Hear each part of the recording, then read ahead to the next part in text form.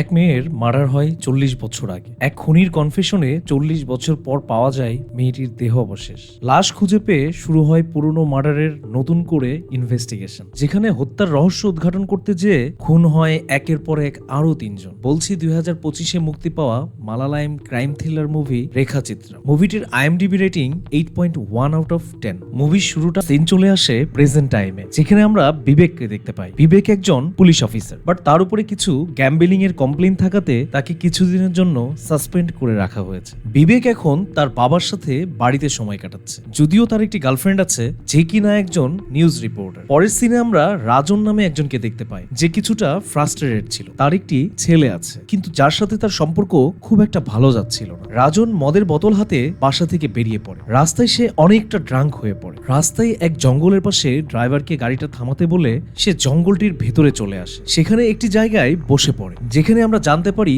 রাজন cancer patient, বেশি দিন আর বাঁচবে না সে। কিন্তু এখানে বসে সে ফেসবুক লাইভে এসে এমন কিছু কথা বলে যেখান থেকেই মুভির থ্রিলিং পার্ট শুরু হয়ে যায়। রাজন বলে, আমার অনেক টাকা থাকার পরও আমি লাইফে কখনো হ্যাপি হতে পারি। অনেক টাকা থাকলেও আমার পাশে আমার ওয়াইফ ছেলে কেউই নেই। আজ থেকে ৪০ বছর আগে আমার জীবনে ভাগ্যের চাকা এখানেই বদলে গিয়েছিল। ওই দিন আমি আর আমার কিছু বন্ধু মিলে এক 18 বছর বয়সী এক মেয়েকে মেরে এখানেই কবর দিয়ে রেখেছিলাম। জানি না সে মেয়েটি কে ছিল, বাট যখন আমরা তাকে কবর দিতে যাচ্ছিলাম তখনও সে জীবিত থাকলেও আমরা তাকে জীবিত এখানে পুঁতে রেখেছিলাম। যার পর থেকেই আমাদের জীবন বদলে গিয়েছিল, কারণ আমরা তাতে অনেক টাকা পেয়েছিলাম। কিন্তু সেদিনের পর থেকে কখনো কোনো শান্তি পাইনি। আজও সেই মেয়ে আমার দুঃস্বপ্নে ভেসে বেড়ায়। যদিও তখন ভেবেছিলাম কয়েক বছরের মধ্যে হয়তো কেউ আমাদের ধরে ফেলবে, বাট ৪০ বছর পার হয়ে গেলেও আজও আমাদের কেউ ধরতে পারে। যেই জায়গা থেকে আমি আমার জীবনকে বদলে ফেলেছিলাম, আজ সেখানেই আমার জীব লাগিয়ে গুলি করে সুইসাইড করে। গুলির শব্দ শুনে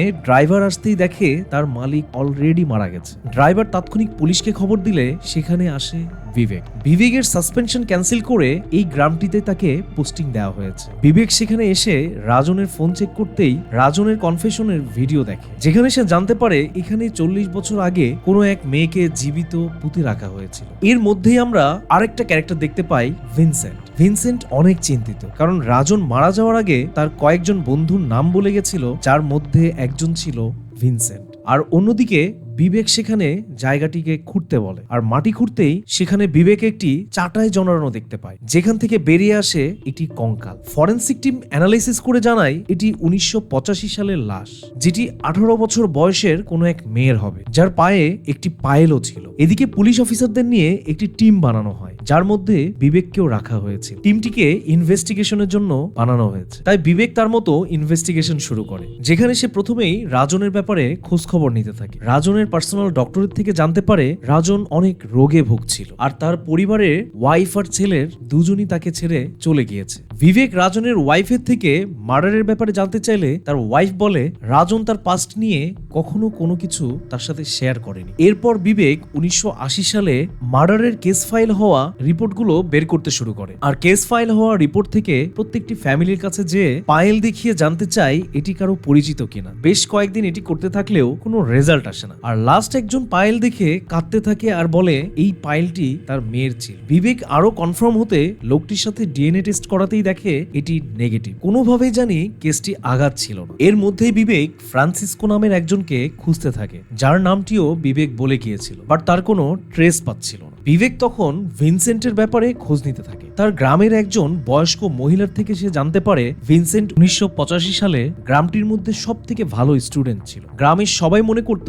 সে একদিন বড় হয়ে ভালো কিছু করবে। 1985 সালের পরে ভিনসেন্ট এই গ্রাম ছেড়ে মুম্বাইয়ে চলে যায়। এখানে এক মেয়েকে বিয়ে করে সেটেল হয়ে যায়। বিবেক ভিনসেন্টকে ডেকে নিয়ে আসে ইন্টারোগেশন করার জন্য। সেখানে কঙ্কালটিকে দেখিয়ে বিবেক ইন্টারোগেশন শুরু করে, যেখানে ভিনসেন্ট বলে সে এই ব্যাপারে কোনো কিছুই জানে না। এমনও তো হতে পারে রাজন তাকে ফাঁসানোর চেষ্টা করছে, আর রাজন যেটাই বলুক না কেন ভিনসেন্ট এ ব্যাপারে ইনভলভ থাকলে প্রুফ তো তাকে করতেই হবে, না হলে তারা কোনো অ্যাকশনই নিতে পারবে না। ভিনসেন্ট সেখান থেকে মিডিয়ার সামনেও কনফিডেন্টলি জানায় পুলিশ তাকে ফাঁসানোর চেষ্টা করছে, কোনো প্রুফ ছাড়া তাকে পুলিশ স্টেশনে এনে ইন্টারোগেশন করা হচ্ছে। তো বিবেক তো এতদিনে খুঁজছিল 1985 সালে যে সকল মেয়ে মার্ডার হয়েছিল। এখন সে খোঁজ খবর নিতে থাকে এমন কেস ফাইলগুলো যেগুলো সে সময়ে মিসিং ফাইল ছিল। এর মধ্যে বিবেক চান্দু নামে একজনকে খুঁজে পায়, যে কিনা মিসিং কেস ফাইল করেছে। করেছিল। চান্দু সে সময় সিনেমাতে কাজ করত। তার কাছে আসতেই সে জানায় সে সময়ে সে সুপারস্টার মমতির ফিল্মে যে সকল জুনিয়র আর্টিস্ট কাজ করত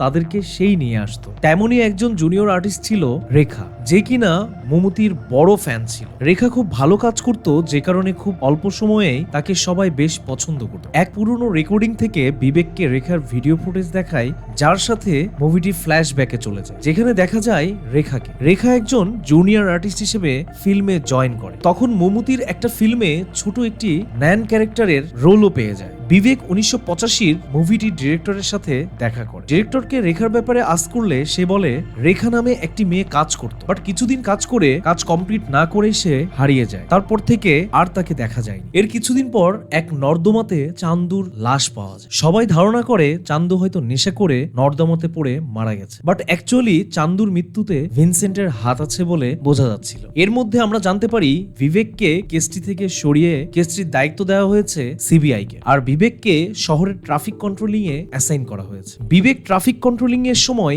সেই ট্রাফিক থেকে ভিনসেন্ট বিবেককে দেখতে থাকে। তাতে এটাও পরিষ্কার হয় যে এসব কিছুর পেছনে ভিনসেন্টেরই হাত আছে। পরদিন বিবেক ফরেন্সিক ডক্টরের কাছে গেলে সেখানে সিবিআই অফিসার চলে আসে, যে ছিল একজন করাপ্টেড অফিসার, যেটি ফরেন্সিক ডক্টর বুঝতে পেরে বিবেককে যাওয়ার সময় বলে এই কেস সলভ করতে হলে তোমাকেই করতে হবে, এরকম করাপ্টেড অফিসার দিয়ে এই কেস সলভ করা যাবে না। পরের সিনে আমরা দেখি সেই মুভির ডিরেক্টর বিবেককে কল দিয়ে একজন ইউটিউবারের খবর দেয়, যে কিনা সে সময়ে সব সুপারস্টারদের ইন্টারভিউ নিয়ে থাকতো। সে চাইলে হয়তো কিছু ইনফরমেশন তাকে দিয়ে হেল্প করতে পারে। বিবেক পৌঁছে যায় মায়াপ্পালের কাছে। মায়াপ্পাল বলে মমতির মুভির ইন্টারভিউ নিতে আমি সেদিন গিয়েছিলাম, আর সেদিন আমার ফটোগ্রাফারের ছবিতে রেখাকে লাস্ট দেখা গিয়েছিল। বিবেক ছবিটি ভালো করে দেখতেই দেখে এটি ন্যানের কস্টিউম হলেও এটি ছিল রিয়েল ন্যানের কস্টিউম, যেটি দেখে বিবেক তাৎক্ষণিক পাশে থাকা পুরনো চার্চটিতে চলে যায়। সেখানে এক সিস্টারের সাথে কথা বলে, যার নাম ছিল স্টেপনি। বিবেক রেখার ব্যাপারে আস্ক করতেই স্টেপনি বিবেককে রেখার ব্যাপারে সব ইনফরমেশন দিতে থাকে। স্টেপনি বলে আমি রেখাকে খুব ভালোভাবে চিনি, মেয়েটি সুযোগ পেলে নিশ্চয়ই অনেক বড় সুপারস্টার হতে পারত। স্টেপনি বলে সে সময় আমি চার্চে ন্যানের কাজ করতাম, আর আমাদের চার্চের পাশেই মামুতির সিনেমার শুটিং এর কাজ চলছিল। মামুতি শুটিং স্পটে আসলে সেখানে সবাই মামুতিকে দেখতে যায়। সেখানে জুনিয়র আর্টিস্ট রেখাও মামুতিকে দেখার চেষ্টায় দৌড়ঝাঁপে তার কাপড় ছিঁড়ে যায়, আর যেটি নিয়ে টেইলরের কাছে গেলে টেইলর সেটি তাৎক্ষণিক ঠিক করে দিতে পারবে না বলে জানায়। রেখা বুঝতে পারে না কি করবে সে। তো হঠাৎ পাশের চার্চেই দেখা হয় সিস্টার স্টেপনির সাথে, যেখানে সে স্টেপনির কাছে তার কস্টিউমটি রেখে ন্যানের অরিজিনাল ড্রেসের হেল্প চায়। স্টেপনি বলে দেখো, ড্রেস তো আমি তোমাকে দিতেই পারি, কিন্তু তার পরিবর্তে আমাকে একটা হেল্প করতে হবে। আমি মমুতির অনেক বড় ফ্যান, তুমি আমাকে তার সাথে দেখা করাবে। রেখা কোনো কিছু চিন্তা না করেই তাতে রাজি হয়ে যায়। পরদিন স্টেপনি রেখার কাছে আসলে রেখা জানায় মমুতি এখন অনেক বিজি, এখন সে দেখা করাতে না পারলেও লাঞ্চের পরে সে দেখা করাবে। উত্তরে স্টেপনি জানায় কোনো সমস্যা নেই, সে ওয়েট করবে। এরপর কিছুটা সময় কাটালে রেখা তাকে বলতে বাধ্য হয় যে রেখা একজন জুনিয়র আর্টিস্ট, তার সাথে মমুতির দেখা হয় না। ইভেন সে নিজেও মমুতির অনেক বড় ফ্যান, বাট সেও এখনো দেখা করতে পারেনি। রেখা গতকাল ড্রেসটির জন্য স্টেপনিকে মিথ্যা বলতে বাধ্য হয়েছে। স্টেপনি এসব কিছু শুনে খুব একটা রিয়্যাক্ট করে না, বরং তাদের মধ্যে ভালো একটা বন্ধুত্ব হয়, আর তারা দুজনই মমুতির সাথে দেখা করার জন্য চেষ্টা করতে থাকে। মুভির এই মোমেন্টে রেখার মমুতির মুভিতে একটি ছোট রোল পেয়ে যায়, যেটি শেষ করতেই সেখানে প্রচন্ড ঝড় বৃষ্টি শুরু হয়, যেটা দেখে স্টেপনি রেখাকে তার সাথে চার্চে নিয়ে যায়, আর বাকিদের সাথে পরিচয় করিয়ে দেয় যে রেখা খুব ভালো একটা মেয়ে, যে কিনা সিনেমাতে কাজ করছে। একসাথে ডিনার করতে করতেই স্টেপনি জানায় বাইরে অনেক বৃষ্টি, তুমি আজ রাতে এখানেই থেকে যাও। রেখার ঘুমানোর রুমটিও সে ঠিক করে দিবে। ডিনার শেষে সবাই ঘুমোতে যায়। পরদিন সকালে উঠে সবাই দেখতে পায় চার্চে লকার থেকে চার্চের ফান্ডের সমস্ত টাকা গহনা চুরি হয়ে গেছে, আর তার সাথে সাথে রেখাও চার্চ থেকে গায়েব। তো খুবই স্বাভাবিকভাবেই চুরির দায় এসে পড়ে রেখার উপরে, বাট তার সাথে স্টেপনিকেও পয়েন্ট করা হয়, কারণ সেই রেখাকে গতকাল এখানে এনেছিল। পরের সিনে আমরা দেখি স্টেপনি বিবেককে বলছে রেখা কেন এমন করেছিল সেটি তার আজও অজানা, বাট সে রেখার ব্যাপারে জানতে চায়। অন্যদিকে আমরা দেখতে পাই বিবেক যা কিছু করছিল সব খবর ভিনসেন্টের কাছে পৌঁছে যাচ্ছিল। বিবেক তার গার্লফ্রেন্ডের থেকে হেল্প নেয়, যেহেতু তার গার্লফ্রেন্ড একজন নিউজ রিপোর্টার। বিবেক নিউজ পেপারে রেখাকে নিয়ে একটি আর্টিকেল প্রিন্ট করতে বলে, সো দ্যাট আর্টিকেল দেখে কেউ যদি কোনো ইনফরমেশন দিয়ে তাকে হেল্প করতে পারে। বিবেকের মধ্যে জানতে পারে দুজনের কথা, যারা কিনা এতদিন রাজনকে ব্ল্যাকমেইল করে আসছিল। বিবেক তাদের ট্রেস করে সেখানে পৌঁছে দেখতে পায় বিনু আর গোপাল। তারা দুজনই বন্ধু। তারা বিবেককে জানায়, আমরা রাজনের ব্যাপারে কিছু সিক্রেট জানতাম, যার কারণে তাকে ব্ল্যাকমেইল করছিলাম। আমরা মুভির শুরুতে দুজন বন্ধুকে দেখেছিলাম, যেখানে এক বন্ধু আরেক বন্ধুকে বলছিল সে তার বাবাকে বৃষ্টির রাতে কোনো এক মেয়েকে পার্টিতে জড়িয়ে কোথাও নিয়ে যেতে দেখেছিল, যেটি তারা অ্যাক্টিং ভাবলেও পরবর্তীতে মুভিটিতে এরকম কোনো সিন না দেখতে পেলে তারা ধারণা করেছিল এটা কোনো অ্যাক্টিং ছিল না, এটা সম্ভবত কোনো ক্রাইম ছিল। এদিকে বিনুর বাবা বিপি কিছুদিন আগে অসুস্থ হয়ে মারা যাওয়ার আগে বিনুরা তাকে এ ব্যাপারে জিজ্ঞেস করলে জানায় যে সেদিন সে বৃষ্টির রাতে এক মেয়েকে মেরে ফেলেছিল, আর সেটির সাথে কে কে জড়িত ছিল সেটিও সে বলে গেছে। এরপর বিনুর বাবা মারা গেলে বিনু আর গোপাল সেদিন থেকেই রাজনকে ব্ল্যাকমেইল করে আসছিল। বিবেক এসব কিছু জানার পর এসপি কে জানায়, সাথে এটাও জানায় তারা এ ব্যাপারে সাক্ষ্য দিতে রাজি আছে, আর তারা সাক্ষ্য দিলেই এই কেসটি সলভ করা তাদের জন্য আর কঠিন হবে না। এসপি সাহেব বিবেককে পরে জানাবে বলে বিনু আর গোপালকে সাথে নিয়ে আসতে বলে। এরপর বিবেক বিনু আর গোপালকে নিয়ে আসতে গেলে সেখানে যে দেখতে পায় বিনু ফাঁস দিয়ে মারা গেছে, আর সাথে গোপালেরও মৃতদেহ দেখতে পায় পাশের পুকুরে পড়ে আছে। সবকিছু আরো ঘোলাটে হতে শুরু করে। এক লাশের ইনভেস্টিগেশন করতে যেয়ে আরো 3টি মৃত্যু। কেস সলভ করার সাথে সাথে মৃত্যুর সংখ্যা যেন বাড়তেই আছে। বিবেকও বুঝতে পারে এ সব কিছুর পেছনে ভিনসেন্টের হাত রয়েছে, কারণ এ সবগুলি স্বাক্ষর মৃত্যুতে একমাত্র ভিনসেন্টেরই লাভ। বিবেক তখন ভাবতে থাকে রাজন মারা যাওয়ার আগে ভিনসেন্ট আর ফ্রান্সিসকোর ব্যাপারে বলে গেলেও বিপির ব্যাপারে কিছু বলেনি, কারণ রাজনের অনেক আগেই বিপি মারা গিয়েছে। বাট বিবেক এখন ফ্রান্সিসকোর ব্যাপারে খোঁজ খবর নিতেই বেশ কিছু ইনফরমেশন সে পেয়ে যায়। বিবেক একটি ছবি হাতে ফ্রান্সিসকোর কাছে হাজির। বিবেক ফ্রান্সিসকোকে ছবিটি দেখিয়ে বলে, ছবিটিতে যে ছেলেটিকে দেখতে পাচ্ছেন এটি 1985 সালের ফ্রান্সিসকো, আর আপনি কিছু একটা 1985-তে করেছিলেন যেটার কারণে আজ আমাকে এখানে আসতে হয়েছে। তো ফ্রান্সিসকো এখানে নির্দ্বিধায় সবকিছু বলে ফেলতে শুরু করে। ফ্রান্সিসকো জানায়, হ্যাঁ সেদিন আমরা 4 জন মিলে এই কাজটি করেছিলাম, বাট কে সব থেকে বড় অপরাধী সেটি এখন আমি আপনাকে জানাবো। তো 1985 সালের চার্জটিতে স্টেপনির সাথে আরেকজন কাজের মেয়ে সেই চার্জটিতে কাজ করত, যার নাম ছিল পুষ্পা, আর তাদের সাথে আরো একজন লোক কাজ করত যার নাম ছিল ভাকাতচান। ভাকাতচান চার্চটির কেয়ারটেকার ছিল, যার উপরে ওনার অনেক ট্রাস্ট করত, সাথে অনেকটা ডিপেন্ডেবলও ছিল। চার্চে আসা সব ডোনেশন ভাকাতচানের হাতেই চার্চের ভোল্টে রাখা হতো, যেখান থেকে মাঝে মধ্যেই সে কিছু টাকা চুরি করত। একদিন সেটি দেখে ফেলে পুষ্পা। পুষ্পার মুখ বন্ধ রাখতে ভাকাতচান পুষ্পাকে টাকা দিয়ে থাকে। এভাবেই তাদের মধ্যে আস্তে আস্তে একটি আন্ডারস্ট্যান্ডিং তৈরি হয়, যার মধ্যে দিয়ে তারা দুইজন মিলে চার্চটির বিভিন্ন জিনিসপত্র চুরি করে বিক্রি করে দিত, সাথে লকার থেকে টাকাও চুরি করত। এভাবেই চলতে থাকলে পুষ্পা একদিন ভাকাতচানকে বলে, আমাদের হাত এখন পর্যন্ত চার্চের মেইন ভোল্টে পড়েনি, যেখানে রাখা আছে চার্চের সমস্ত ডোনেশনের টাকা। বেসিক্যালি তারা দুজন মিলে ভোল্টের টাকা চুরি করে এখান থেকে পালিয়ে যাওয়ার প্ল্যানিং করে আসছিল। এর মধ্যে সুযোগ করে পুষ্পা একদিন মেইন ভোল্টের একটি ডুপ্লিকেট চাবি বানিয়ে রাখে, আর একটি সুযোগের জন্য অপেক্ষায় থাকে। এর মধ্যে একদিন স্টেপনির থেকে জানতে পারে যে রেখা নামের কেউ একজন আজ রাতে চার্চে থাকতে আসবে। পুষ্পা এই সুযোগটিকে কাজে লাগাতে চায়। সেদিন রাতের ডিনারে খাবারগুলোতে পুষ্পা ঘুমের ওষুধ মিশিয়ে দেয়, যে খাবার সবাই খেলেও রেখা সেদিন খেতে চাচ্ছিল না। তো ডিনার করে সবাই ঘুমোতে গেলে রেখাও ঘুমোতে যায়। পুষ্পা সেদিন রাতে রেখার উপরে অ্যাটাক করে রেখাকে মেরে ফেলে। এখন তার লাশটি সেখান থেকে সরাতে হবে। তো সেই রাতে বিপি আর ভাকাতচান মিলে লাশটি সরাতে গেলে সেখানে চলে আসে রাজন আর ফ্রান্সিসকো। তারা সবকিছু দেখে ফেললে ভাকাতচান তাদের অনেক টাকা অফার করে। শুধু তাই না, তারা এই ব্যাপারে চুপ না থাকলে তাদের এই কেসে ফাঁসিয়ে দেওয়ার হুমকিও সে দিয়েছিল। তারা লাশটি জঙ্গলের মধ্যে দাফন করতে আসলে দেখতে পায় রেখা তখনও জীবিত ছিল, তার হাত পা নড়ছিল। এরপরও তারা তাকে না বাঁচিয়ে ওভাবেই গাছের নিচে মাটিতে পুঁতে রাখে। এর পরের দিনে আমরা হসপিটালে এক অসুস্থ মহিলাকে দেখতে পাই, যার নাম ছিল অ্যালিস। তো হসপিটালে অ্যালিসের কাছে কিছু ফ্লাওয়ার আসে, যেখানে লেখা ছিল